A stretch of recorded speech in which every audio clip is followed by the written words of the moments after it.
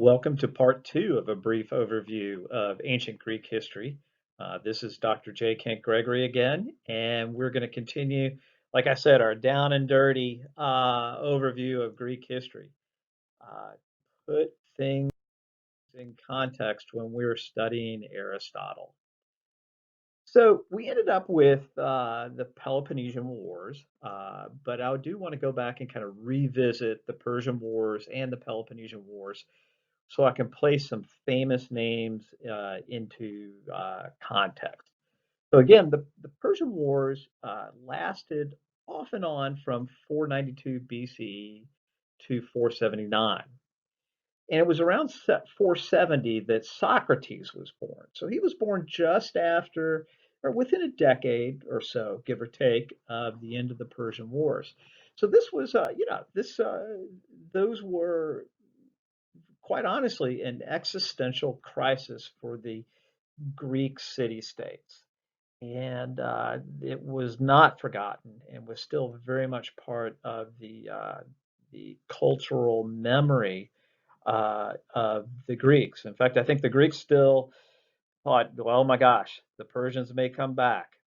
Um, so then we can jump ahead to the Peloponnesian Wars. And this is a rather long series of wars between Sparta and her allies and Athens and her allies. And they lasted from, about 460 BCE to 404.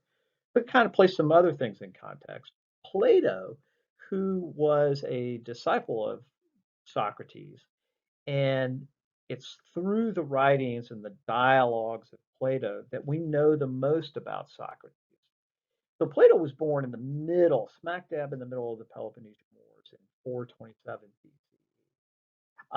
And then Socrates actually dies in 399 BCE.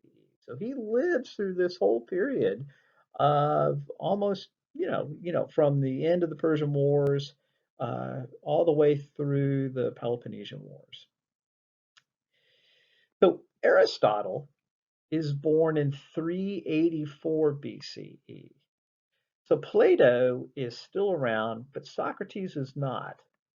Uh, and then in 382 BCE, we have the birth of Philip II of Macedon, or also known as Macedon. I'll do the traditional incorrect pronunciation, which is Macedon, but it would have been pronounced Macedonia or Macedon.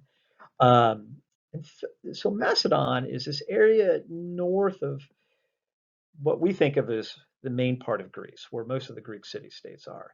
And the Greek city-states, like Thebes or Athens, thought of the Macedonians as barbarians, and for any number of reasons. But Philip is up there, and he is the father of Alexander, who was born in 356. So this Alexander becomes Alexander the Great.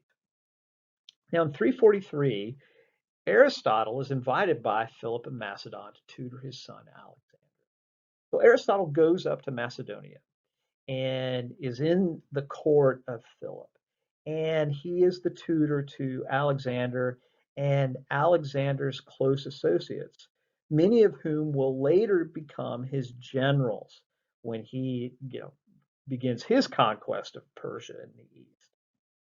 And this is all part of, I think, of, he's wanting to educate and bring culture to, meaning Philip, educate and bring culture not only to his son and his family, but also to Macedonia. And of course, so he brings the best up there, brings Aristotle. Well, within a few years, Philip is actively seeking to absorb the Greek city-states. And in essence, he's doing this because he wants to invade Persia. And this is what monarchs do typically, right? They expand their territories, and and he saw himself as Philip saw himself as Macedonian, but I think arguably Greek as well, or a Greek cousin. And so, Persia was an obvious target.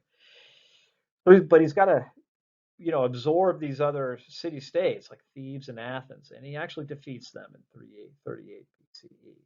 And it's around this time that Demosthenes, the great Athenian orator, delivers his series of speeches against Philip, known as the Philippics.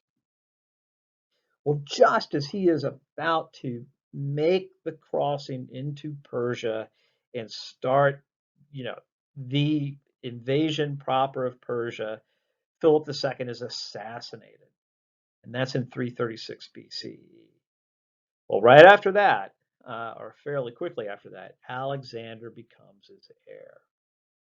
Well, in 335 to 323 BCE, Aristotle is back in Athens, and this is where he does most of his writing.